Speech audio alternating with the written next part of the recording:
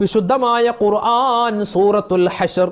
ആ സൂറത്തുൽ ഹശർ അതിൻ്റെ അവസാനത്തെ 4 ആയത്ത് 21, 22, 23, 24 ഈ 4 ആയത്തുകൾ ഇതിൻ്റെ നേട്ടങ്ങൾ ഒരുപാട് നമ്മൾ കേട്ടതാണ്, പറഞ്ഞതാണ് അല്ലേ. 70,000 മലക്കുകളാണ് ഒരു മനുഷ്യനും ഈ 4 ആയത്തുകൾ രാവിലെ സുബ്ഹി നമസ്കാരം കഴിഞ്ഞ് ഓതിയാൽ വൈകുന്നേര സമയം വരെ 70,000 മലക്കുകളുടെ കാവലും ദുആയും കിട്ടുന്നതാണ്. മാത്രമല്ല അള്ളാഹുവിൻ്റെ ഇസ്മുകൾ അടങ്ങിയ ആയത്തായതുകൊണ്ട് ഇത് ഓതിക്കഴിഞ്ഞിട്ട് ദുആ ചെയ്താൽ അവൻ്റെ ദുആ അള്ളാഹു സ്വീകരിക്കുന്നതാണ്.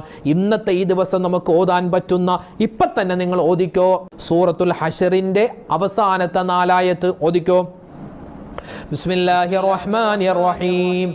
لو أنزلنا هذا القرآن على جبل لرأيته خاشعا متصدعا من خشية